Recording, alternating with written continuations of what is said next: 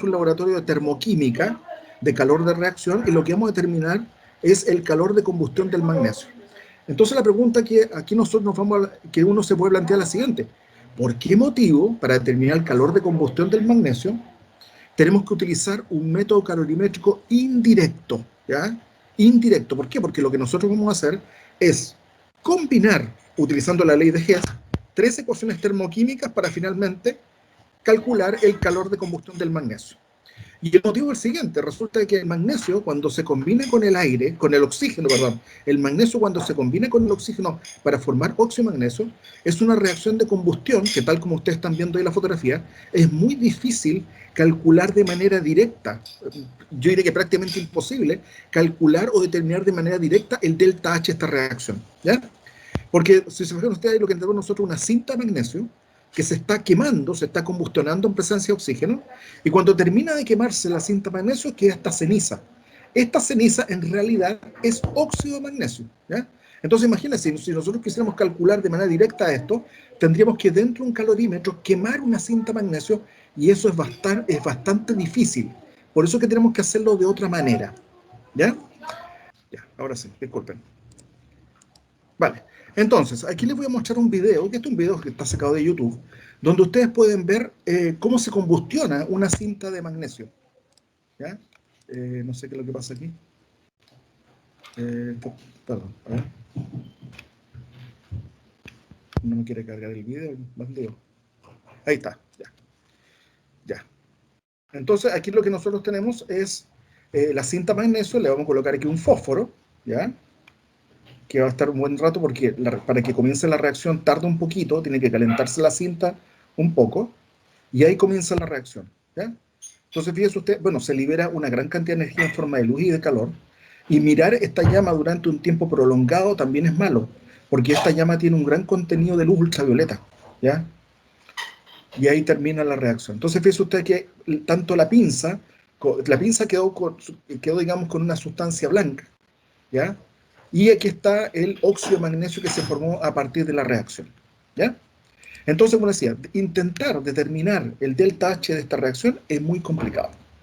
Entonces, para poder hacer determinado de manera indirecta, vamos a utilizar nosotros medidas calorimétricas en un calorímetro a presión constante, es decir, un calorímetro que está abierto, ya está directamente conectado con la atmósfera. Pero para eso, para hacer estas determinaciones, lo primero que tenemos que hacer es calibrar el calorímetro. ¿Qué significa calibrar el calorímetro? Determinar la capacidad calorífica del calorímetro, ¿ya? El C sub P del calorímetro, ¿ya? Y esto lo vamos a hacer con una sal de calibración, que es el cloruro de amonio, cuyo delta H de disolución se conoce de manera muy exacta, ¿ya? Entonces, ¿cuáles son los pasos? Primero, con una probeta de 100 ml, que tiene ahí está el valor, ahí están los 100 ml de agua con su incertidumbre. Vamos a medir 100 ml de agua y los vamos a colocar dentro de un frasco de Dewar, ¿ya? El frasco de Dewar es un frasco que tiene paredes adiabáticas, ¿ya? En realidad, un frasco de Dewar perfecto no existe. Lo que más se parece a un frasco de Dewar es lo que nosotros conocemos popularmente como un termo. Eso es un frasco, es lo que más se parece a un frasco de Dewar, ¿ya? Y si ustedes se recuerdan, la característica principal del frasco de Dewar es que tenemos aquí una doble pared que está al vacío, ¿ya? Y la pared interna es un espejo. Entonces, la doble pared al vacío, ¿qué es lo que hace? Evita que haya intercambio de calor con los alrededores por convección. Y la pared interna, que está como un espejo, lo que evita es que haya intercambio de energía con los alrededores en forma de radiación electromagnética. Entonces, si nosotros colocamos aquí dentro del frasco de igual un líquido, ¿ya? Y ese líquido está a una cierta temperatura y está emitiendo radiación infrarroja, la radiación infrarroja se va a reflejar infinitamente dentro del frasco. Entonces, ¿qué vamos a hacer? Vamos a colocar los 100 ml de agua dentro del calorímetro, y a continuación vamos a insertar dentro del calorímetro el sensor de temperatura que va a estar conectado a esta interfaz de captura de datos, y este agitador, ¿ya? Esta varilla que se ve aquí al lado derecho, ¿ya? Es un agitador que uno comienza a subir y a bajar. ¿Para qué? Para que la temperatura del sistema se homogeneice, ¿ya? Y este sensor de temperatura está conectado, como decía, a esta unidad Explorer GLX Pasco, que es una unidad que lo que hace es recibir las señales del sensor de temperatura y las va a dejar registradas aquí adentro, ¿ya? Y en esta pantalla uno lo que va a ver es el registro de temperatura en función del tiempo, ¿ya? Es decir, los termogramas salen directo aquí en la pantalla ¿cómo es esto? De la unidad. El tema está de que hacer los cálculos y el tratamiento de los datos en el termograma tal como está en la pantalla es medio complicado.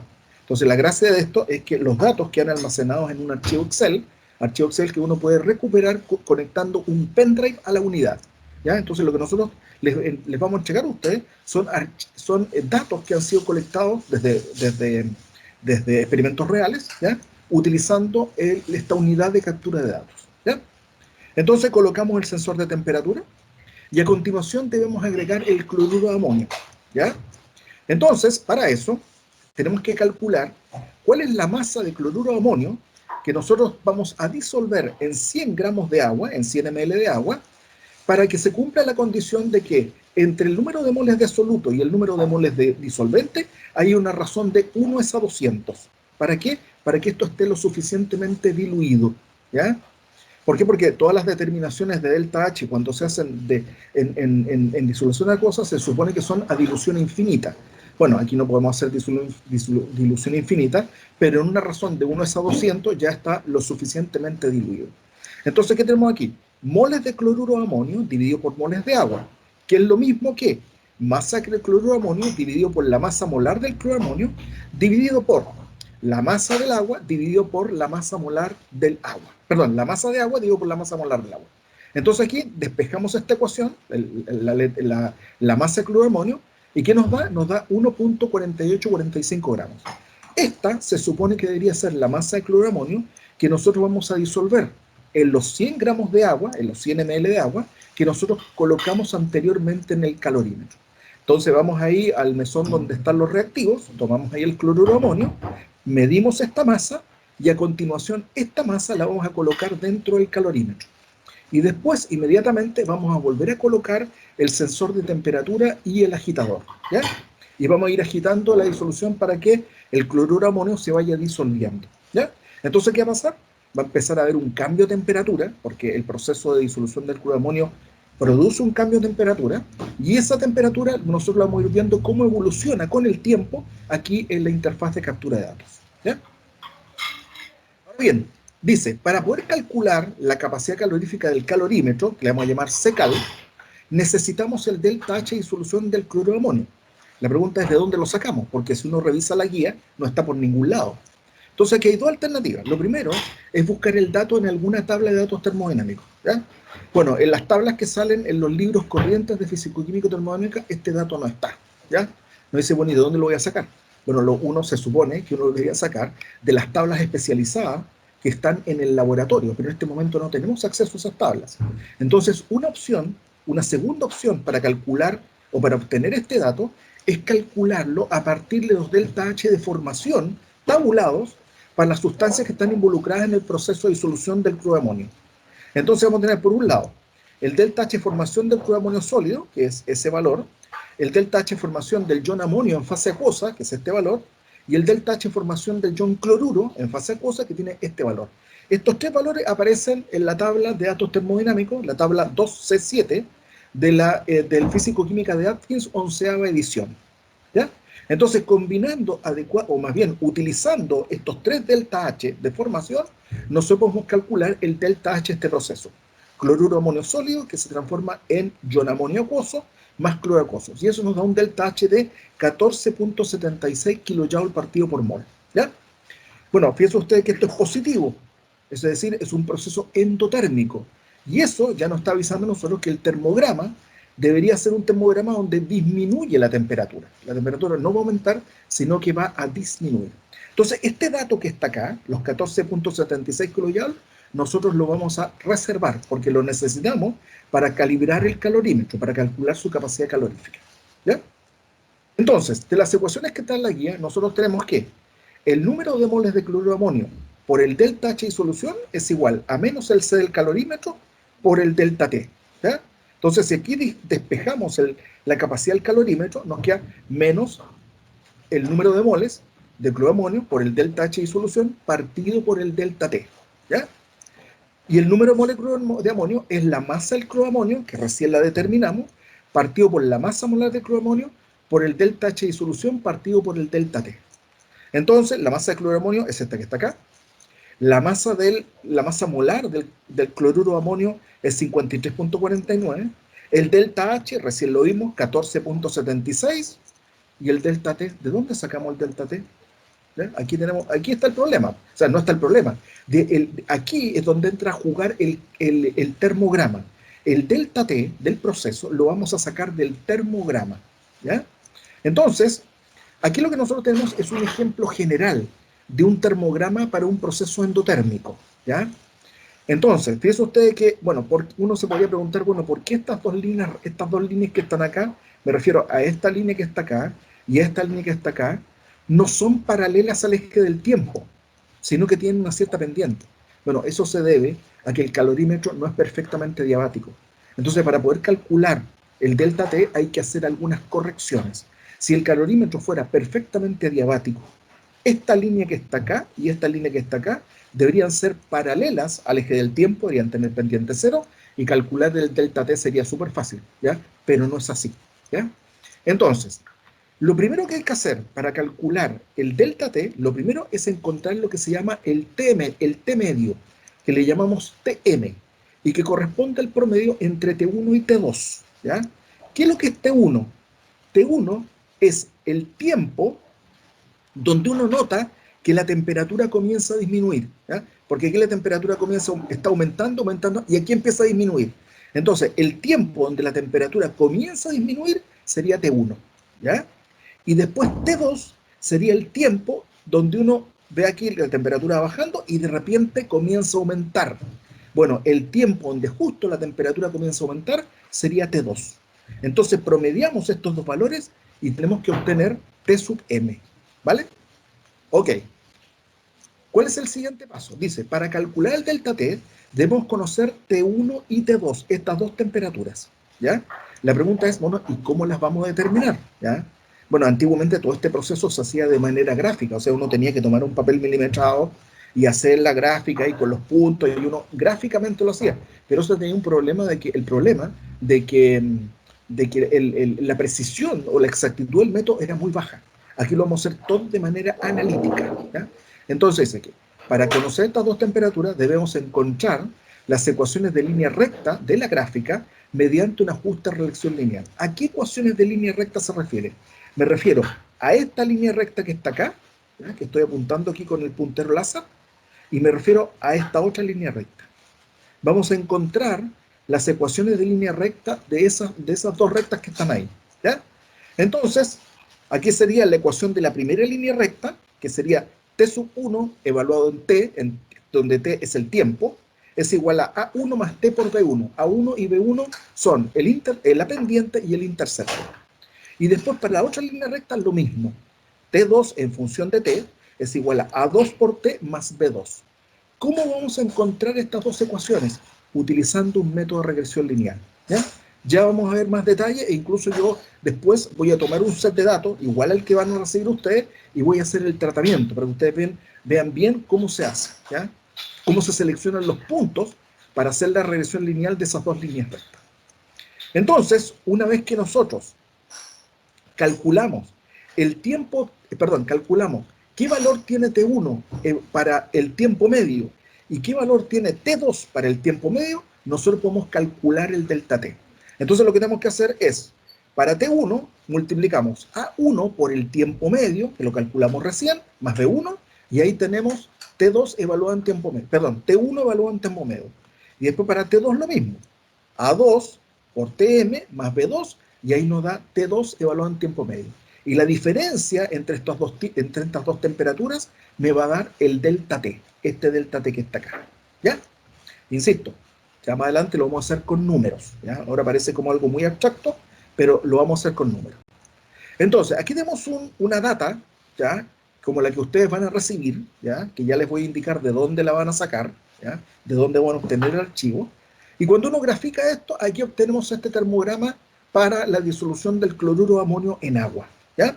Entonces, fíjense ustedes que aquí, si nosotros vamos analizando estos puntos, de repente aquí, en este punto, podemos decir que aquí aquí donde está el cursor del el puntero láser, es donde comienza a disminuir la temperatura, que sería 60 segundos. Y después en este punto, acá abajo, es donde comienza a aumentar, ¿ya? Bueno, aquí bueno, el autor de este, porque yo no hice este dibujo, lo hizo otro colega, ¿ya? Le puso 120, ¿ya? Yo le hubiera puesto 100, ¿ya? Pero aquí le pusieron 120, ¿ya? Entonces, 60 más 120 promediado nos da un T sub M de 90 segundos, ¿ya? 90 segundos. Ya. ¿Qué tenemos que hacer a continuación? Ya. Lo que tenemos que hacer a continuación ahora es tomar la planilla Excel y aislar o copiar, ya lo voy a mostrar cómo, copiar los datos que responden a estos puntos que están acá. Y vamos a hacer una gráfica aparte con estos puntos. Y después tomar los puntos de esta parte de la gráfica que está acá. ¿Ya? Vamos a tomar esos dos puntos. Vamos a tomar este grupo de puntos que está acá y vamos a hacer una gráfica aparte. Y este otro grupo de puntos que está acá y vamos a hacer otra gráfica aparte. ¿Cómo nos va a quedar esa gráfica? Están ahí. Ahí están las dos gráficas. Entonces lo que vamos a hacer a continuación es utilizando un método de regresión lineal que ustedes ya aquí, bueno, con ustedes ya va a ser un poco más fácil porque ustedes se supone que ya tienen más experiencia con esto, porque es lo mismo que nosotros hicimos el semestre pasado cuando hacíamos regresión lineal para diferentes tipos de problemas, no sé, para los problemas de cinética o los problemas de presión de vapor, lo mismo, ¿ya? Entonces, hacemos regresión lineal para encontrar la ecuación de línea recta que se ajusta a estos puntos, que sería la línea recta que está en la zona derecha, y perdón, en la zona izquierda, y estos serían los puntos que hemos ajustado a una línea recta, los que están en la zona derecha, ¿ya? Bueno, aquí están las dos ecuaciones, ¿ya? Esta que está acá es la ecuación de línea recta para esta zona de la gráfica, o para la línea recta que está a la izquierda. Y esta que está acá en la zona derecha, ¿ya?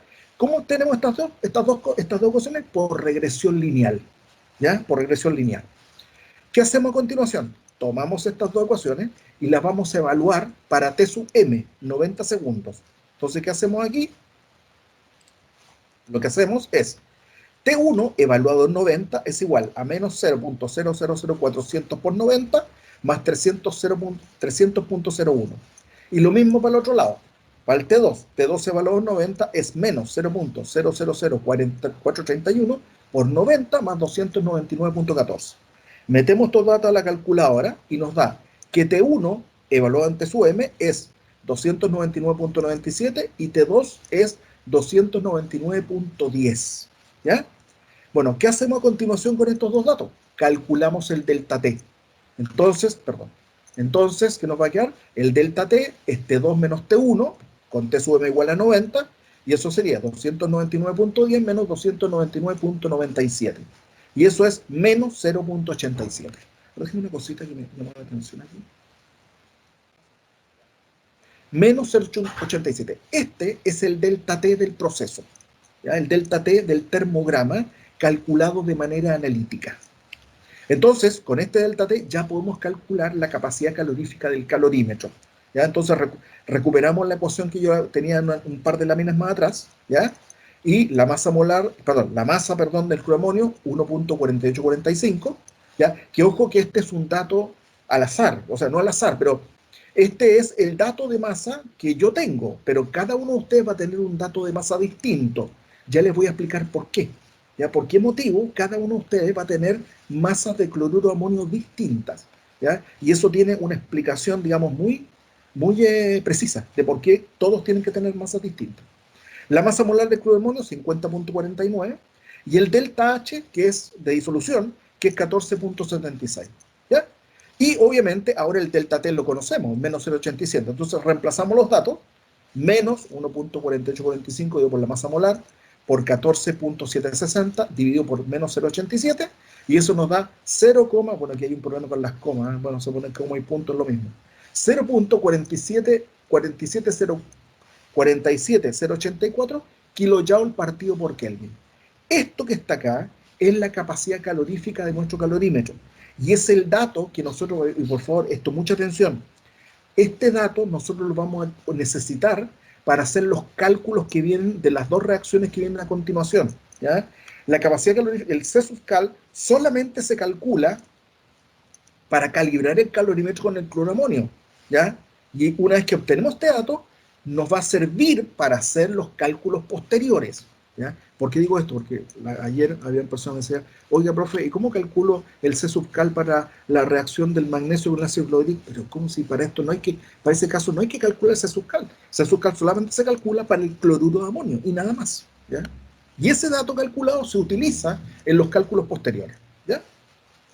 Ya, entonces aquí, este valor de C sub cal que acabamos de calcular lo debemos utilizar para el cálculo de los delta H, ¿ya? De las dos reacciones siguientes para las cuales vamos a tener sus termogramas. ¿Ya? Entonces, ¿cuál es la primera reacción química? Porque lo anterior no fue una reacción química, era un proceso de disolución. La primera reacción química para el cual vamos a calcular su delta H. Magnesio más ácido clorhídrico para dar cloruro de magnesio más hidrógeno. ¿Ya? Y vamos a calcular su delta H. Entonces, para eso llevamos a cabo esta reacción. Para eso tenemos que pesar una cierta cantidad de magnesio, ¿ya? Cuya masa se la vamos a dar, ¿ya? Y también para las 24 personas del curso, esta masa va a ser distinta, ligeramente distinta. Hacemos el mismo procedimiento anterior, es decir, llenamos el vaso de Dewar con agua, perdón, no con agua, disculpen, con ácido clorhídrico, metemos el sensor de temperatura, después adicionamos el magnesio y hacemos el correspondiente termograma que nos va a dar una cosa como esta. ¿Ya? Es el termograma para esta reacción. Y el procedimiento es exactamente igual, procedimiento experimental, al caso anterior. ¿Ya? Entonces, ¿qué es lo que tenemos que hacer acá? ¿Cuáles son los pasos que tenemos que llevar a cabo? Lo primero, calcular el T sub M del termograma. ¿Cómo se hace? Exactamente igual que el caso anterior. Tenemos que ver aquí a qué temperatura, en la rama izquierda, en qué momento la temperatura comienza a subir, ¿ya? Y anotamos ese tiempo T1. Y aquí, en qué momento la temperatura aquí está subiendo, en qué momento comienza a bajar. Y con esos dos tiempos calculamos el T sub M. Segundo paso, obtener las ecuaciones de línea recta para la zona izquierda y la zona derecha. ¿Ya? Es decir, la línea recta, la ecuación de línea recta que se ajusta a los puntos de la zona derecha y la ecuación de línea recta que se ajusta a los puntos en la zona izquierda. ¿Ya? Para estos puntos que están acá y para estos puntos que están acá. ¿Ya? Una vez que hemos obtenido estas ecuaciones, dice, usando las ecuaciones de línea recta y evaluándolas para T sub M, obtener T1 y T2. ¿Ya? Es decir, la temperatura T1 y la temperatura T2 de la misma manera como lo hicimos en el caso anterior. Y conocido T1 y T2, calcular el delta T, ¿ya? Para esta reacción. ¿Qué hacemos con el delta T? Bueno, conocido el delta T, conocida la capacidad calorífica del calorímetro, que ya la conocemos, la calculamos en el paso anterior, y conocido el número de moles de magnesio, podemos calcular el delta H de esta reacción. ¿Cómo? Con esta fórmula, ya que está en la guía. Delta H1 es igual a menos 1 partido por N por el C sub cal por el delta T, o lo que es lo mismo, menos 1 partido por la masa del magnesio y por la masa molar del magnesio, que es 24.31, por la capacidad calorífica del calorímetro, que la determinamos recién, por el delta T que nosotros obtuvimos a partir del termograma. Y de esa manera obtenemos el delta H para la primera reacción, que evidentemente va a estar en kilojoule partido por mol. ¿Ya? Bueno, dado el aspecto del dado el aspecto del termograma, no es de sorprender que les va a dar un delta H negativo, porque es una reacción exotérmica. ¿Ya? Veamos el segundo caso, que sería, o la segunda reacción, perdón. Óxido de magnesio más ácido clorhídrico da cloruro de magnesio más agua. Entonces, sacamos el termograma y sería esta cosa que está acá. También el termograma de una reacción exotérmica. Entonces, paso 1, calcular el T sub M de este termograma. Paso 2, obtener las ecuaciones de línea recta para la zona izquierda y la zona derecha. Es lo mismo que el anterior. Usando la ecuación de línea recta y evaluándola para T sub M, obtener T1 y T2. Calcular el delta T. Y con el delta T que hemos calculado desde el termograma, la capacidad calorífica del calorímetro, que lo calculamos en la calibración, y el número de moles de óxido de magnesio, calculamos el delta H en la reacción. Entonces ahí el delta H2 sería menos 1 partido por la masa de óxido de magnesio, que nosotros se la vamos a dar en la data experimental que le vamos a entregar, dividido por la masa molar del óxido de magnesio, por la capacidad del calorímetro, que la calculamos en el primer termograma, por el delta T, que lo calculamos para este termograma. Y ahí obtenemos el delta H para la segunda reacción. Dice, sin embargo, para calcular el delta H combustión del magnesio, necesitamos una tercera ecuación termoquímica, la cual la vamos a sacar de la bibliografía. ¿Cuál es? La ecuación termoquímica para la formación de agua líquida a partir de sus elementos en el estado estándar, hidrógeno y oxígeno. ¿Ya? Entonces, nosotros vamos a tener esta primera ecuación, que sería la ecuación termoquímica para el magnesio con el ácido clorhídrico, ¿ya? Que tiene aquí un delta H1, que lo calculamos, ya vimos cómo se calcula. La segunda ecuación termoquímica, magnesio más ácido clorhídrico con el delta H2, y la ecuación termoquímica para la formación del agua. ¿Ya? Bueno, estas tres ecuaciones nosotros las vamos a combinar adecuadamente utilizando la ley de Hess para obtener esta cosa que está acá. Magnesio más medio mol de oxígeno para dar óxido magnesio sólido. Y el delta H va a ser el delta H1, que nosotros lo calculamos, menos el delta H2, más el delta H3, que es menos 285,83. Y ahí vamos a obtener el delta H para la combustión del magnesio, ¿ya? Que forma óxido de magnesio, ¿vale? ¿Hay alguna duda antes de pasar al siguiente punto? ¿Quedó alguna duda en alguna parte? ¿Algo que no se entendió? Yo estoy seguro que sí, que tiene que hay algunas cosas que no les quedan muy claras, pero cuando desarrollemos el ejercicio, o más bien el set de datos que está del profesor, ahí yo creo que hay algunas cosas que van a quedar mucho más claras. ¿Ya? Pero insisto, esto está quedando grabado y ustedes lo van a poder ver todas las veces que quieran cuando se pongan de cabeza y a resolver el informe durante el fin de semana. Bueno, aquí están las instrucciones, las mismas que salen en la guía, acerca de cómo se utiliza la unidad Pasco para registrar las temperaturas. ¿Ya? Entonces aquí está la foto de la unidad, ¿ya? Que aunque ustedes lo creen, estas cosas ya son bastante antiguas. Estas cosas las compramos antes del terremoto, ya las compramos por ahí el año 2008, 2009, y no, funciona muy bien todavía. ¿No? Ya, entonces, y aquí está el termograma. Fíjese usted que aquí ¿cómo es esto? En la pantalla se ve directamente el termograma para la reacción, ¿ya? Pero claro, uno no puede hacer el tratamiento de datos de manera analítica aquí en la unidad Pasco y tiene que extraer los datos y exportarlos a un Excel para ahí hacer el tratamiento de los datos que nosotros vamos a ver. Bien, aquí les voy a mostrar un video donde está la técnica, la señorita Lorenza Ruiz, ella es la técnico que administra el laboratorio de docencia físico-química, y que ella aquí nos va a mostrar cómo se manipula, cómo se utiliza la unidad Pasco para tomar temperaturas. ¿Ya? El video, aquí lo vamos a ver. Ya, voy a salir de aquí, ¿ya? Y ya voy a dejar de compartir esta pantalla y voy a ponerle sonido a esto y me voy a ir al video, que lo vamos aquí a maximizar. Se supone que el video está con... sí, perdón. Ya. ¿Se escuchaba bien el video, no? Sí, sí se escucha. Ya, ok, ya. Entonces, corre video. Es cortito, dura 4 minutos. Bienvenidos. Hoy determinaremos temperatura utilizando la unidad Explorer GLX de Pasco. Necesitaremos la unidad Explorer GLX, un sensor de temperatura y un pendrive para exportar nuestros datos. En primer lugar, conectamos el sensor de temperatura a una de las dos entradas de temperatura que posee la unidad Explorer GLX. Luego encendemos la unidad. La pantalla nos muestra el menú principal donde podemos seleccionar 4 formas de visualizar los datos. Está el medidor digital, el medidor analógico, la tabla y el gráfico. Podemos seleccionar cualquiera de ellas utilizando las flechas de desplazamiento. En primer lugar, utilizaremos el medidor digital. Y en la pantalla nos muestra directamente la temperatura y la unidad. En estos momentos nos muestra la temperatura ambiente. La unidad Explorer GLX también nos permite medir temperatura en función del tiempo.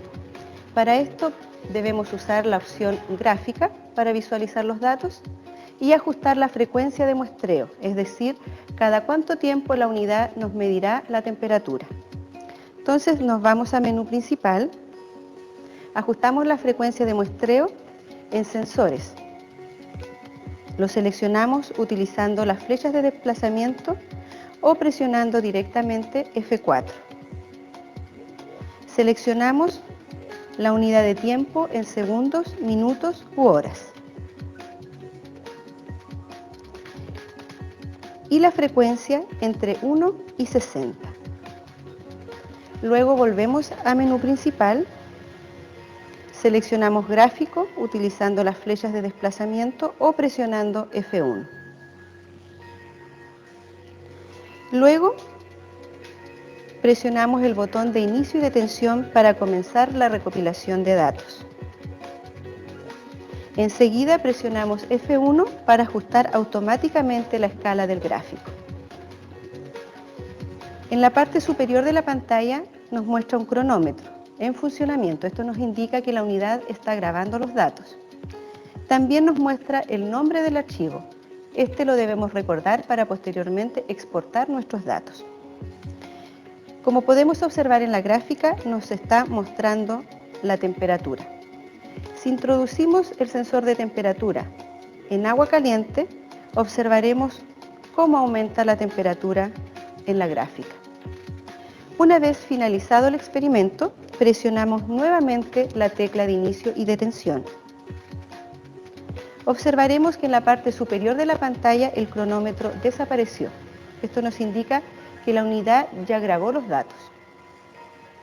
Ahora debemos exportar nuestros datos. Entonces, insertamos el pendrive en el puerto USB de la unidad Explorer, seleccionamos tabla utilizando las flechas de desplazamiento o presionando directamente F2. En la pantalla nos muestra dos columnas. La primera corresponde a temperatura y en la siguiente podemos seleccionar el tiempo.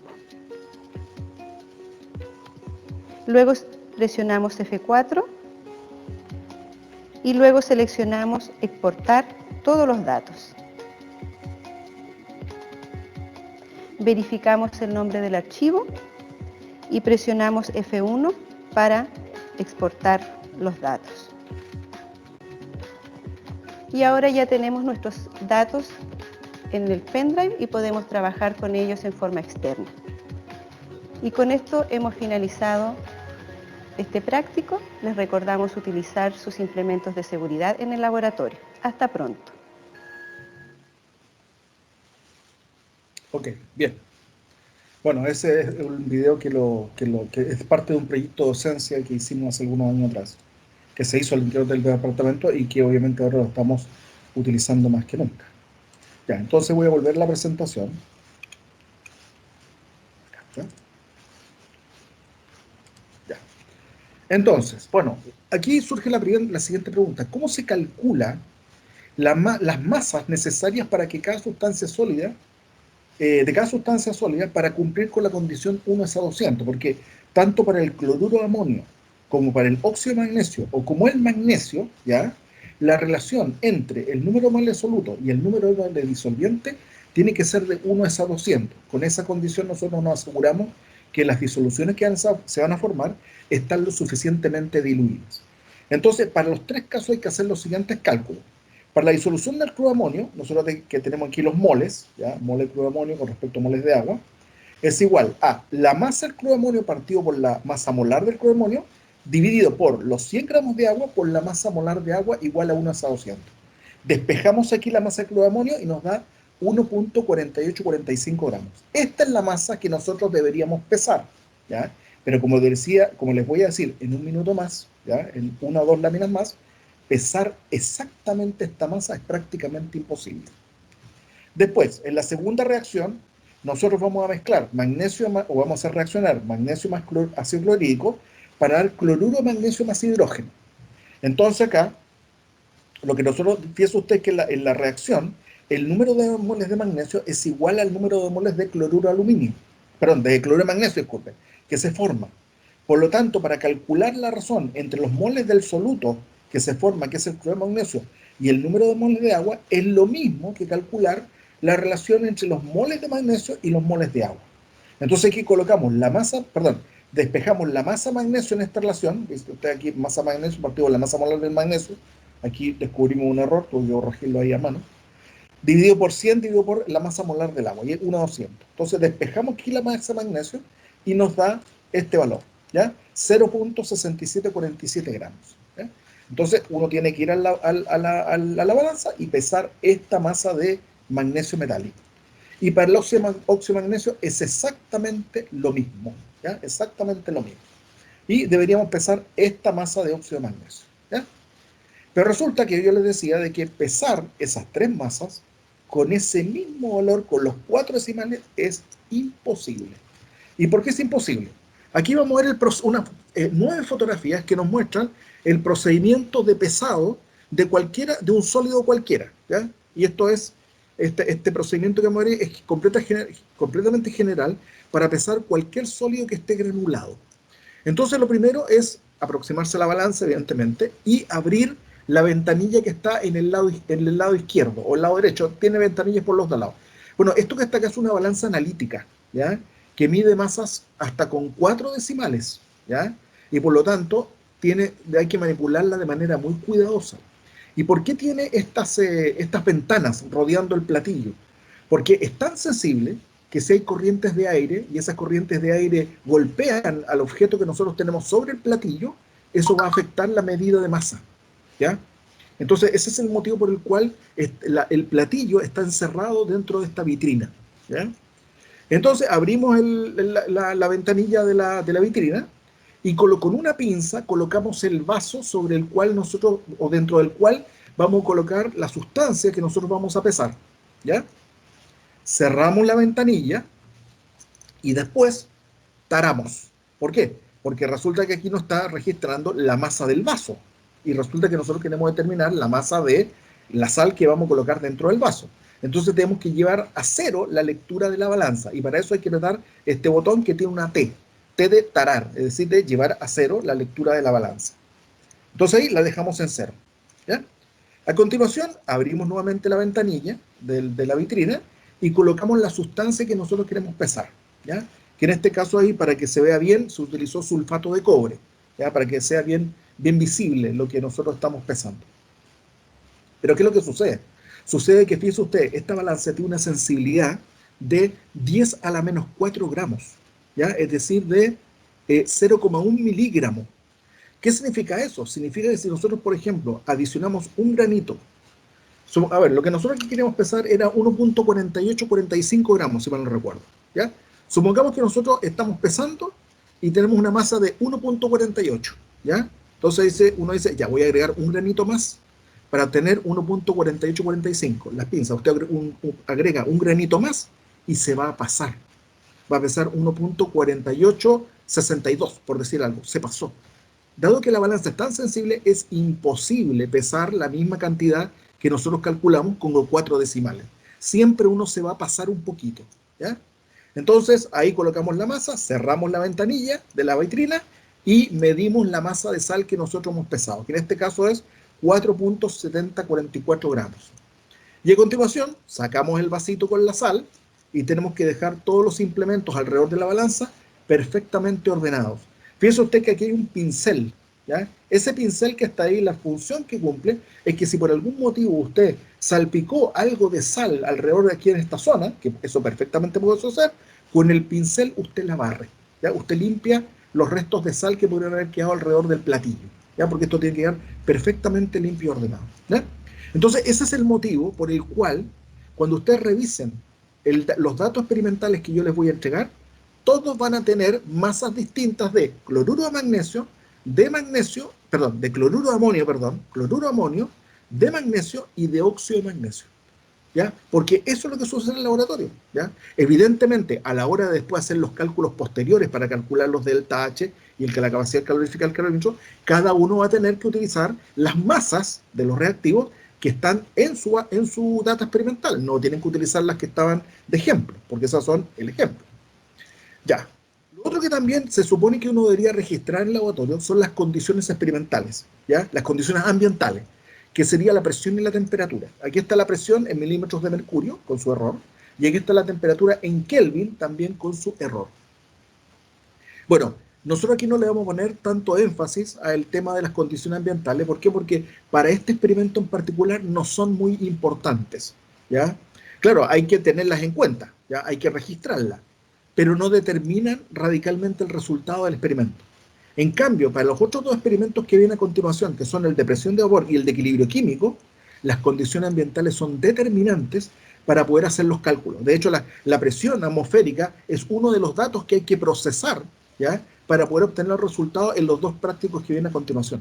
Pero en este no, por lo tanto aquí no vamos a explicar por ahora cómo se calcula la presión atmosférica corregida en base a esta tabla que está acá, ¿ya? Simplemente ustedes van a tener que en el informe copiar estas valor de presión y temperatura en el informe, solamente eso, ¿ya? Bueno, algunas recomendaciones para trabajar. Lo primero, dice, después de bajar su archivo de datos desde Teams, porque ahí van a estar los archivos de datos, que les voy a decir dónde, haga una copia de este y haga todas sus gráficas y ajustes en la copia de seguridad, ¿ya? Es decir, usted baja el archivo a su computador, hace una copia de ese archivo y esa copia la guarda, ¿ya? Entonces, ¿por qué motivo? Porque si por alguna razón usted se equivoca o hace cualquier tontería y resulta que esa tontería usted la grabó, dice, chupaya, ¿de dónde saco el archivo nuevamente? Bueno, usted tenía una copia de seguridad guardada, ¿ya? Entonces, siempre trabajar en la copia, ¿ya? El original del archivo usted lo tiene guardadito en una carpeta y ese no lo toca.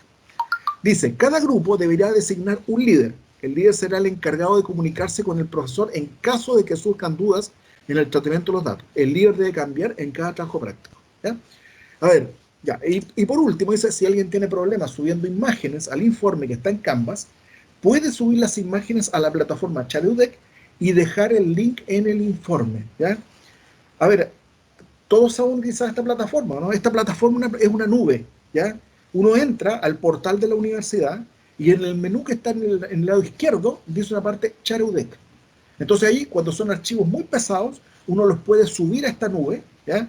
Y después hay una parte donde dice enviar archivo, entonces, enviar link.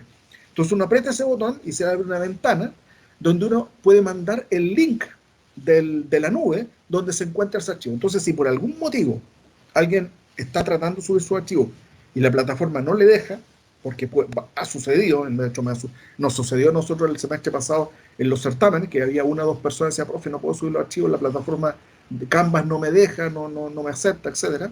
Bueno, lo puedo hacer de esta manera. Entonces, sube el archivo al Charudeck y después en el Canvas usted lo que deja es el link de la plataforma desde donde yo puedo bajar el archivo, ¿ya? Ahora bien, con respecto a los grupos, bueno, ahora sucedió lo mismo que sucedió ayer, ¿ya? Se me pasó a mí una persona que me envió su listado de estudiantes del grupo y se me pasó el correo, pues no lo vi, ¿ya? Así que mis disculpas. Pero lamentablemente a esta altura del partido ya modificar los grupos no se puede porque eso tarda. Yo en hacer en generar los grupos y todo eso, es como en este caso fueron como 20 minutos, media hora que tarde.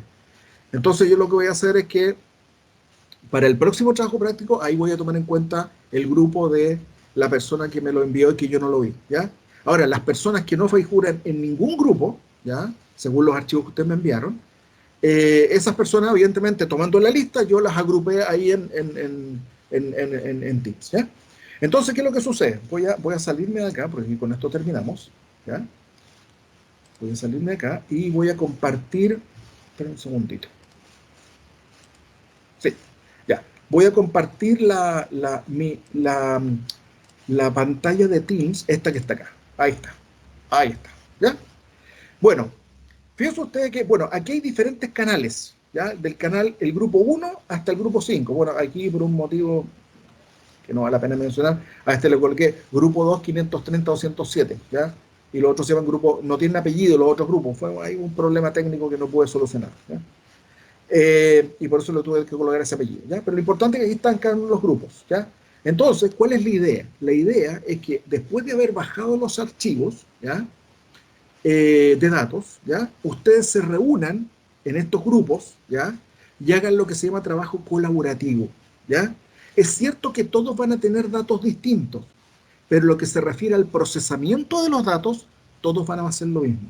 Entonces nosotros al interior de la comisión del proyecto de laboratorios virtuales dijimos lo siguiente: a ver, si todos sabemos que los estudiantes se comunican entre ellos para ayudarse, ¿para qué se lo vamos a prohibir? Mejor promovamos eso, promovamos a que los estudiantes se reúnan y el que entendió mejor cómo hacer el tratamiento de los datos se lo explica al que no lo tiene tan claro, ¿ya? Ahora, si dentro de un grupo surge una duda y nadie sabe cómo resolverla, ahí recién el líder del grupo se comunica conmigo, que yo voy a estar conectado hasta las 5 de la tarde, o hasta las 5:30 puede ser también, y ahí yo le digo, mire, lo que hay que hacer es tal cosa, tiene que ajustarlo aquí por acá, y ahí usted lleva la respuesta al grupo, o bien, también puede ser que el líder del grupo me diga, oiga, profe, ¿por qué no se conecta al canal 2 o al canal 3 o al que sea y nos explica todo de una sola vez cómo se hace esta parte que no la entendemos muy bien? ¿Ya? Entonces, esa es la idea de crear los canales, son grupos de trabajo, ¿ya? Para que ustedes colaborativamente vayan generando el informe, ¿ya? O los resultados para el informe. ¿De dónde se bajan los archivos? Bueno, aquí arriba, si se fijan ustedes, hay una parte que dice archivos, la voy a pinchar, ¿ya? Con el cursor del ratón. Y aquí están los datos, aquí están los datos. Fíjense usted que los datos tienen un apellido, dice data 1, data 10, data 11, data 12, etc. El número corresponde a su número de lista. ¿Dónde consulta usted su número de lista? En la lista que está publicada en la plataforma Canvas, en el módulo del práctico 0. Ahí está la lista del curso y ahí usted tiene que consultar su número de lista y en base a ese número usted baja el set de datos que le corresponde. ¿Ya? Entonces, voy a dejar de compartir, ¿ya? Y me voy a ir ¿cómo se llama esto? Al Excel. ¿Por qué? Porque aquí les voy a mostrar cómo luce el Excel del profesor, que en este caso, pero ustedes van a tener uno exactamente igual, pero con datos distintos, y vamos a hacer el tratamiento de los datos. Ya. Aquí está el Excel. Fíjense usted que aquí abajo hay 4 pestañas. La primera pestaña dice masas. Entonces aquí está la masa de cloroamonio, la masa de magnesio y la masa de óxido de magnesio. ¿Ya?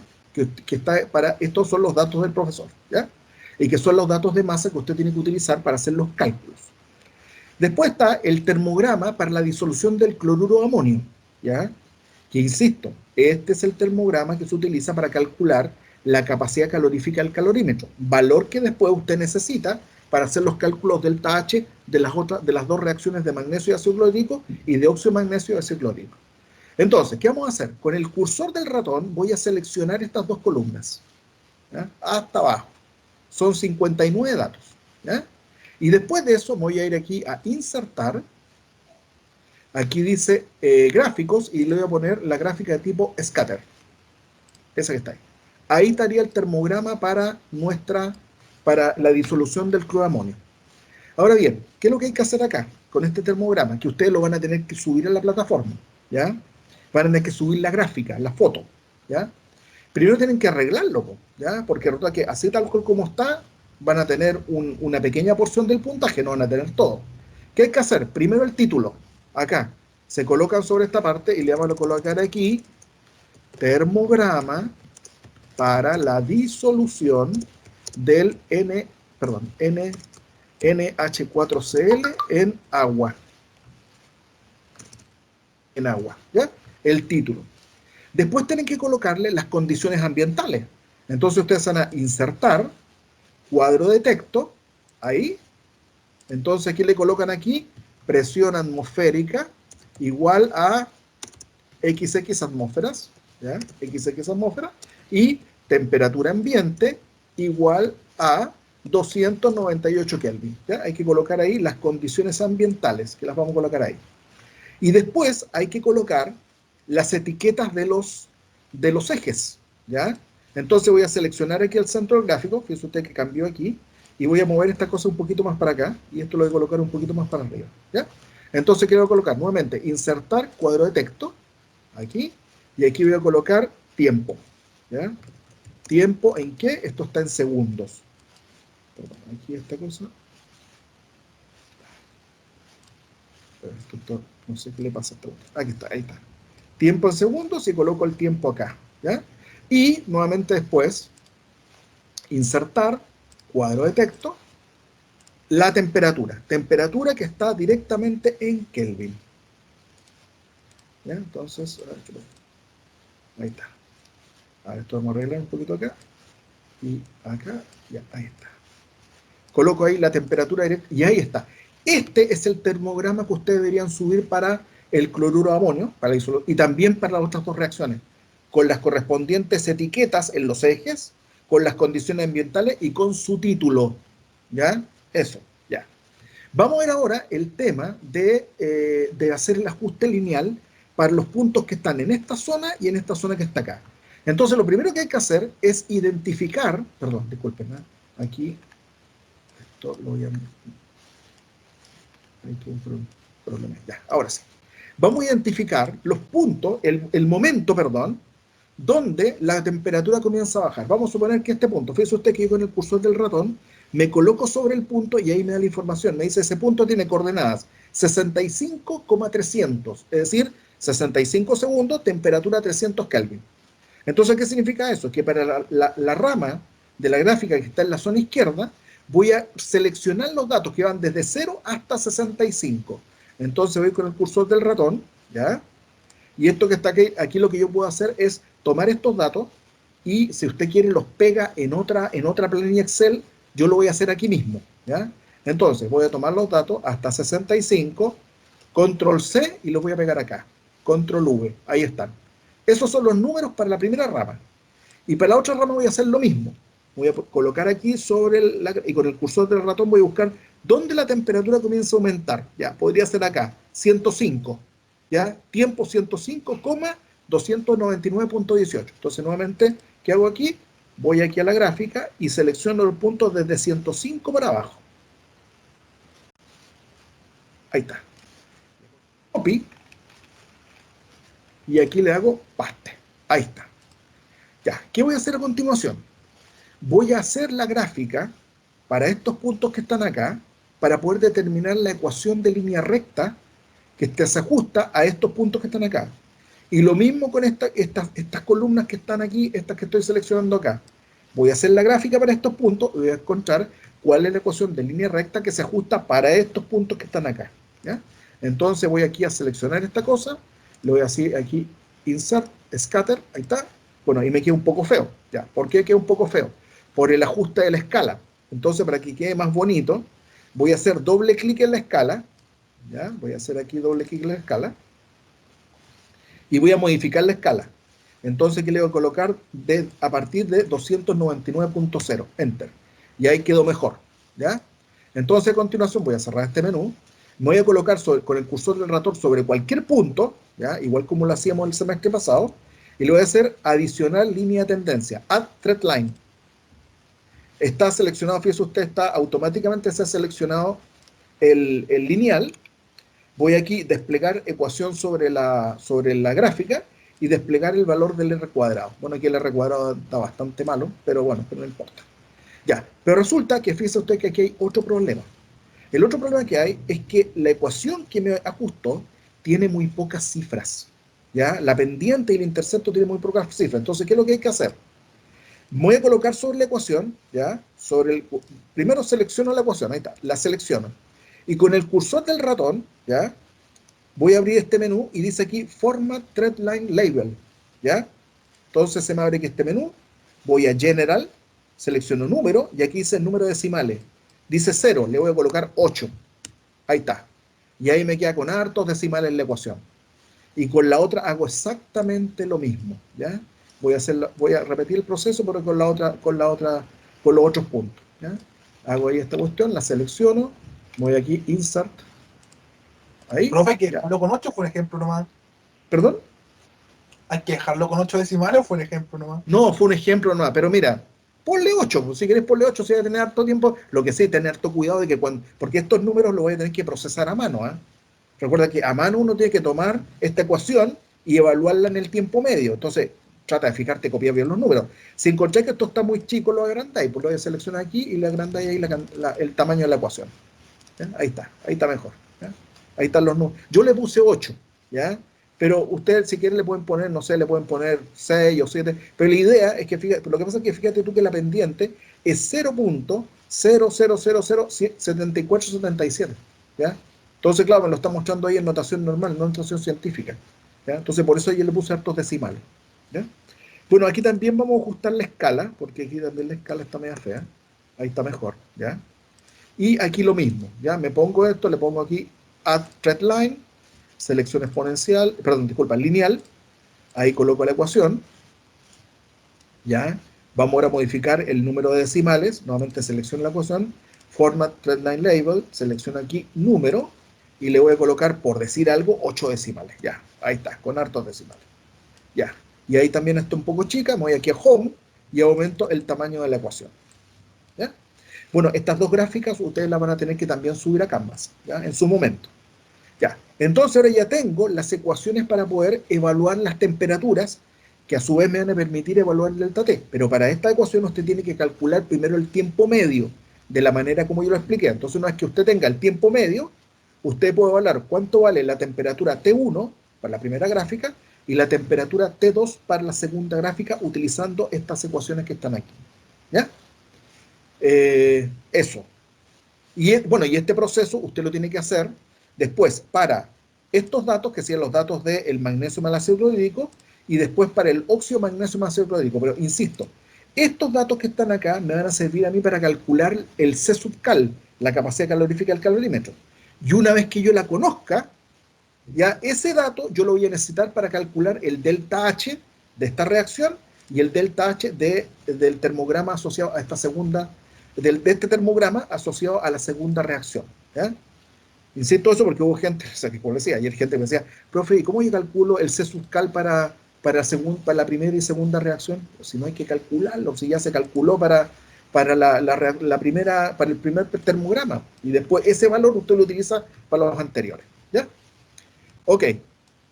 Bueno, ahora uno dice, ¿y yo estas gráficas cómo las voy a subir a Canvas? Ya. Lo que puede hacer usted aquí es lo siguiente, ¿ya? Voy a abrir el Paint. ¿Ya? Voy a abrir el Paint. Ya. Entonces, voy a hacer lo siguiente. Usted le hace aquí una captura de pantalla. Bueno, yo tengo instalado un software residente que está ahí, que está permanentemente corriendo, que es un software que no me acuerdo, creo que se llama Lightspot o algo así, que me lo instaló mi hija, que sirve para hacer capturas de pantalla personalizadas. Es decir, cuando yo aprieto Print Screen, no me captura la pantalla completa, sino que yo puedo seleccionar la zona de la pantalla que yo quiero capturar. ¿Ya? Entonces lo voy a hacer aquí, Print Screen, y bueno, esto me permite hacer esta gracia. Ahí, selecciono aquí la gráfica, y después le pongo aquí, Copy. Me copia esa parte de la gráfica en la memoria, y yo después simplemente me voy a, ¿cómo se esto? Al Paint, y copio la gráfica. Después salvo el dibujo donde está la gráfica. Y ese dibujo es el cual usted tiene que subir a la plataforma Canvas. ¿Ok? Ya. Vamos a ver ahora el informe. ¿Cómo luce el informe? Que insisto, el informe yo lo voy a modificar porque hay cosas que no están muy claras en el informe. ¿Ya? Ya, voy a compartir ahora. Ya, voy a compartir ahora ahora estoy en Canvas. Ya. Me voy a ir a módulos. ¿Y dónde está el campeón? Acá está, el informe, que ya está visible, pero insisto, no suban nada ahora. No suban nada. Ya, voy a entrar al informe. Ya, aquí está. Y voy a hacerle vista previa. Ya, que es lo que van a ver. Lo mismo que no ustedes. Datos experimentales. Está la presión, la temperatura, las masas, el volumen de agua, el volumen de ácido clorhídrico. ¿Qué hay que hacer acá? Así, a saco, copiar esto, le hacen aquí control C, control V, y aquí colocar los valores. ¿Cuáles valores? Los que decían en el PowerPoint. La presión, la temperatura ambiente, las masas, que son las masas que van a estar en sus datos experimentales, el volumen de agua y el volumen de ácido clorhídrico, que los dos fueron medidos con la probeta 100 ml, ¿ya? Cuya incertidumbre está también en el PowerPoint que acabamos de ver, que ese PowerPoint ahora, en cuanto terminemos, lo voy a subir a Canvas, ¿ya? El PDF del PowerPoint. Después dice aquí, pregunta 2, subir el archivo Excel con los datos medidos. ¿Qué hay que hacer aquí? Subir el archivo Excel que usted le fue asignado. No hay que hacer nada más. Estos son 5 puntos de regalo, ¿ya? El informe tiene 60 puntos, ¿ya? 5 puntos de regalo. Por subir el mismo archivo que usted descargó de Teams, ahí ya tiene sus 5 puntos ahí aseguraditos. Después dice, datos calculados, dice, sube la imagen de cada termograma y en cada caso incluye el delta T respectivo. Bueno, resulta de que para poder hacer el delta T, calcular el delta T, digamos que podemos hacer el tratamiento. Entonces, aquí yo voy a modificar algunas cosas para que sea lo más claro posible.